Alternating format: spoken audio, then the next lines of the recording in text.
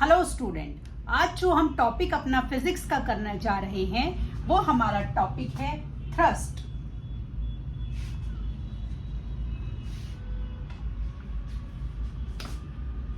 Thrust और हमारा pressure. तो देखते हैं थ्रस्ट और प्रेशर हमारा क्या होता है। क्या होता है हमारा थ्रस्ट? देखिए, थ्रस्ट हमारी क्या चीज होती है। जैसे कि ना आप ये देखिए, आप अपने स्कूल में जब आते हैं तो नोटिस बोर्ड लगा होता है। तो नोटिस बोर्ड जो होता है उसमें नोटिस लगा होता है। तो नोटिस जो लगा हुआ होता है उसके लिए पिन होती हैं हमारी। वो पिन जो होती है बोर्ड में आसानी से घुस जाती हैं और उन 4 पिन के बेसिस पर वो सारा जो नोटिस आपको स्कूल ने जो भी मैसेज देना होता है आपको दे दिया जाता है। या सिंपल एक हम एग्जांपल करते हैं कि मान लीजिए मैंने ये एक पेन लिया, ठीक है। इस पेन के मेरे 2 हिस्से हैं, एक इसका बैक वाला हिस्सा है और एक इसका निडल वाला हिस्सा है। अब मैं अपने हाथ पर इसके निडल वाले हिस्से से अगर सेम अमाउंट से प्रेशर डाल रही हूँ, एक प्रेशर तो मेरा ये आ रहा है, दूसरा प्रेशर जो है मेरा वो ये आ रहा है। अब आप इसको जैसे मेरे से समझ रहे हैं, आप मेरे सामने या मेरे इस लेक्चर के बाद इसको बाद में करके देखना। जब मैं इसको पेन को ऐसे लगा रही हूँ तो मेरे इस हाथ पर, तो ये जो मेरा पेन का कांटेक्ट एरिया है बहुत ज्यादा है इन कंपैरिजन टू नेडल। तो जब मैं इसको ऐसे लगा रही हूँ तो मेरे को कम प्रेशर फील हो रहा है, क्योंकि जो फोर्स है वो डिवाइड हो गई, क्योंकि कांटेक्ट एरिया ज्यादा है। अब जब मैंने इसको रिवर्स करा कि मैंने नेडल से फोर्स लगाया तो मेरे को फोर्स जो है, प्रेशर जो है ज्यादा फील हो रहा है। क्यों? क्योंकि जो कांटेक्ट एरिया वो सिर्फ यहीं तक सेंटर्ड हो गया। सो दिस इज कॉल्ड हमारा थ्रस्ट। जो हमारा थ्रस्ट होता है हमारा, वो 2 चीजों पे डिपेंड करता है, फोर्स और एरिया। फोर्स और हमारा एरिया, इससे हम निकालते हैं हमारा प्रेशर। तो जो प्रेशर जिसे हम P से डिनोट करते हैं, प्रेशर जो होता है वो हमारा होता है फोर्स डिवाइडेड बाय एरिया। मतलब जितना ज्यादा एरिया होगा आपका, प्रेशर आपको उतना कम फील होगा, क्योंकि ये इनवर्सली रिलेटेड हो गए, ठीक। जितना ज्यादा फोर्स होगा उतना ज्यादा प्रेशर होगा, क्योंकि ये डायरेक्टली प्रोपोर्शनल हो गए। इस तरीके से हम अपना प्रेशर निकालते हैं किसी भी ऑब्जेक्ट को। जब हम फिजिक्स में हम अगर मान लीजिए हमारे सबमरीन्स हैं, हमारे और भी बहुत सारी चीजें हैं, हमें उनका अगर प्रेशर कैलकुलेट करना हो तो हम इन 2 चीजों से उसको निकालते हैं। तो जितना ज्यादा कांटेक्ट एरिया उतना कम प्रेशर, जितना कम कांटेक्ट एरिया उतना ज्यादा pressure, inversely related to each other. Pressure and area are inversely related to each other. पहला, जितना ज्यादा फोर्स उतना ज्यादा प्रेशर, जितना कम फोर्स उतना कम pressure, as they are directly proportional to each other. ठीक। तो जो ये प्रेशर होता है हमारा, इसकी यूनिट हमारी होती है न्यूटन पर मीटर स्क्वायर, या इसे हम पास्कल, 2 चीजों से लिख सकते हैं। तो अगर आप प्रेशर की यूनिट को न्यूटन पर मीटर स्क्वायर लिख रहे हैं तो भी ठीक है, पास्कल लिख रहे हैं तो भी ठीक है। तो अब जो हम ये समझ रहे हैं बार बार कि जो प्रेशर है वो होता है फोर्स और एरिया पे डिपेंडेंट। तो ये अब इसको कैसे एक और उससे एग्जाम्पल से और बेहतर समझने की कोशिश करते हैं। देखिए, जैसे कि आप कई बार हम लोग घूमने जाते हैं माउंटेन्स पर, हिल्स पर बर्फ होती है, तो वहां पर जाने से पहले हमें ये एडवाइजरी जारी करी जाती है कि जब आप बर्फ में जा रहे हैं तो आप बर्फ में पहनने के लिए अलग से पर्टिकुलर टाइप ऑफ शूज लीजिए। ऐसा क्यों होता है? जो हमारे नॉर्मल शूज हैं, क्योंकि हम लोग प्लेन्स में रहने वाले लोग हैं, उनका कांटेक्ट एरिया जो होता है वो कम होता है, ठीक है, क्योंकि हम तो प्लेन्स में रहते हैं, आराम से चलते हैं। जो बर्फ होती है वो हमारी क्या होती है, एक फ्लफी चीज होती है। तो जब हम अपने नॉर्मल शूज से बर्फ पर चलते हैं तो या तो हम स्लिप होने की हमारी गुंजाइश होती है या हमारे पैर बर्फ में बहुत धंस जाते हैं। क्यों धंस जाते हैं? क्योंकि कांटेक्ट एरिया कम होता है।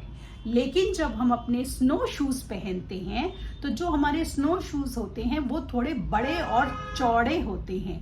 क्योंकि वो बड़े और चौड़े होते हैं और हम उन्हें पहनकर जब बर्फ में चलते हैं, उनका कांटेक्ट एरिया ज्यादा हो गया। तो कांटेक्ट एरिया जब ज्यादा हो गया तो बर्फ पर प्रेशर कम पड़ता है और हमारे पैर बर्फ में धंसते नहीं हैं और हमारे फिसलने की गुंजाइश उतनी ही कम हो जाती है। इस तरीके से हम फोर्स को यूज करते हैं। तो जो ये मैं प्रेशर आपको बोल रही हूँ, ये जो फोर्स है, इसे हम, आप बोलेंगे मैम आपने थ्रस्ट तो बताया ही नहीं, थ्रस्ट क्या होता है? थ्रस्ट क्या होता है? जब ये फोर्स, एक मिनट, देखिए क्या होती है। जो प्रेशर होता है वो होता है फोर्स अपॉन एरिया, ठीक है। जब ये फोर्स परपेंडिकुलरली, एरो जो है सीधा नहीं बना, जब ये फोर्स परपेंडिकुलरली 90 डिग्री, जिसे हम मैथ्स में क्या बोलते हैं, परपेंडिकुलर, जब ये फोर्स परपेंडिकुलरली लगती है तो हम उसको क्या बोलते हैं? हम उसको बोलते हैं थ्रस्ट। स्पेलिंग गलत कर दिया मैंने, थ्रस्ट, हम उसको बोलते हैं थ्रस्ट। तो फोर्स और थ्रस्ट में सिर्फ यही अंतर होता है। कोई भी आप प्रेशर लगा रहे हैं, कोई भी आप ताकत लगा रहे हैं, वो फोर्स है। लेकिन जब आप उसको परपेंडिकुलरली लगा रहे हैं तो वो क्या बन जाएगी? उसको हम फिजिक्स में बोलते हैं थ्रस्ट। तो जो हमारी परपेंडिकुलर फोर्स होती है उसे हम थ्रस्ट बोलते हैं। अब हमने देखा कि जो हमारा प्रेशर है वो है फोर्स अपॉन एरिया। अब इसको समझने के लिए हम डेली के कुछ कॉमन एप्लीकेशंस को यूज करते हैं। देखिए, आप नॉर्मली देखते हैं कि आपकी मम्मी नॉर्मली घर में कुकिंग करती हैं तो वो वेजिटेबल्स को चॉप करती हैं, उनको अच्छे से काट लेती हैं। जब वो काटती हैं तो वो चाकू की या जो छुरी होता है उसकी एक पर्टिकुलर साइड को ही क्यों यूज करती हैं? उसकी जो छुरी होती है दो साइड होती है, एक तो शार्प होती है और एक ब्लंट होती है। अब आप अपनी मम्मी से परमिशन लेकर छुरी की दोनों साइड से किसी भी फल को कट करने की कोशिश करना।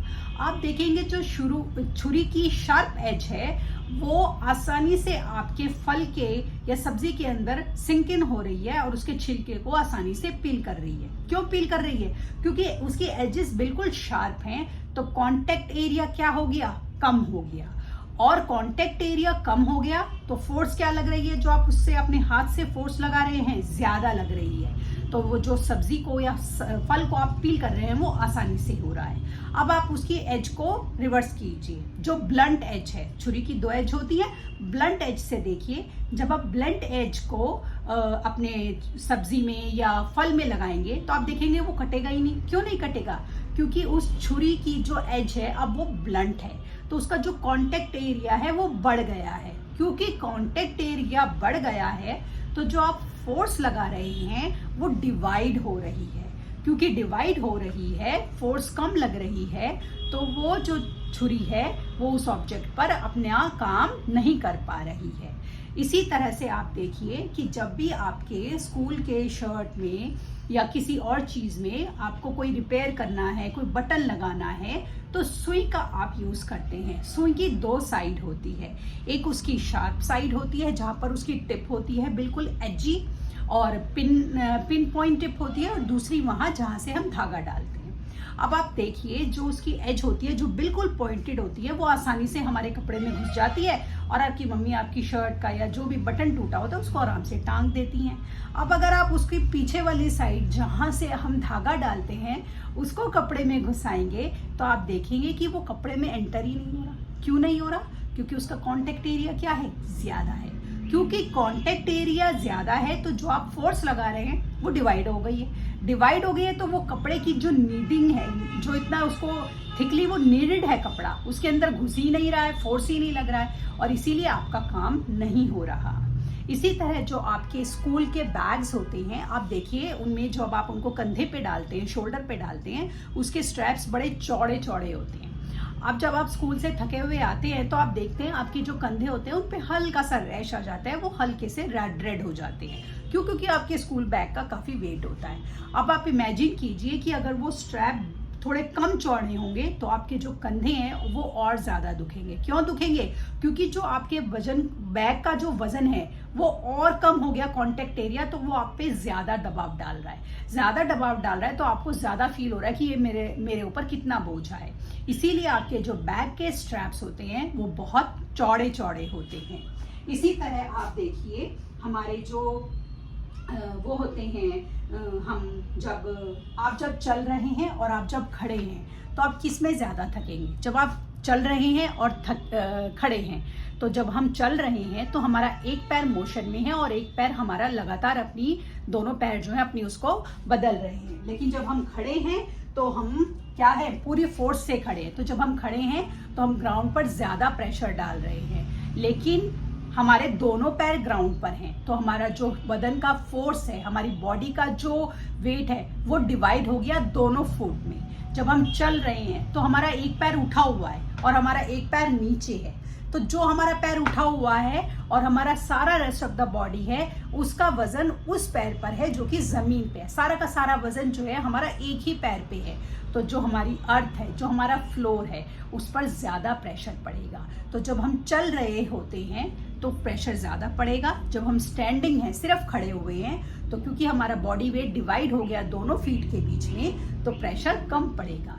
इसी तरह अगर आप कभी रेलवे ट्रैक पर गए हों तो आपने देखा होगा कि जो रेलवे के ट्रैक्स होते हैं उनके बीच में वुड के स्लीपर लगे होते हैं। वुड के स्लीपर क्यों लगे होते हैं?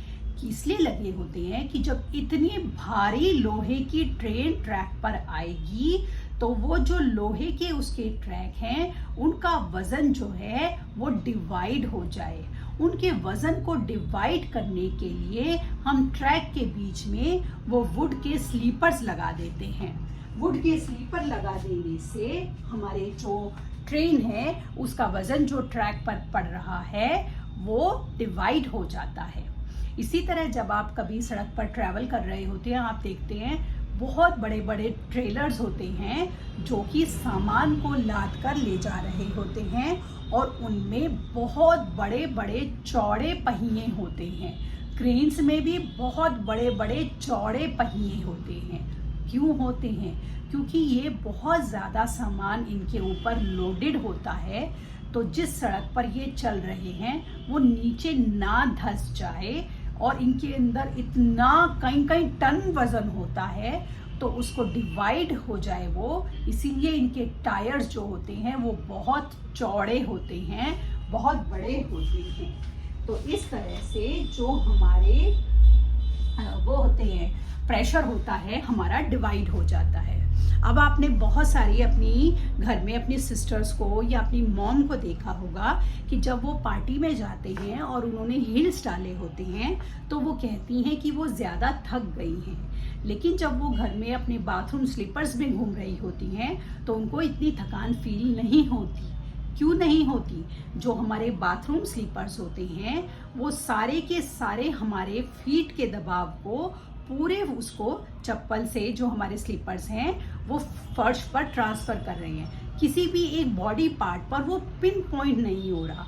लेकिन जो हील होती है हमारी एडी पर वो बहुत छोटी सी होती है और उसका कांटेक्ट एरिया बहुत कम होता है।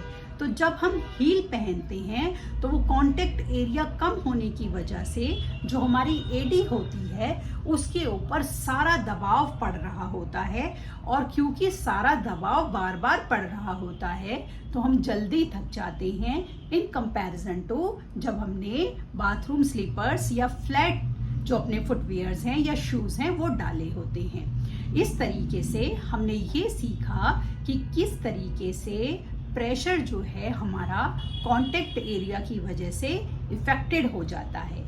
आगे के जो हम करेंगे अपनी अगली क्लास में वो हम करेंगे प्रेशर इन लिक्विड। आज हमने किया है प्रेशर इन सॉलिड।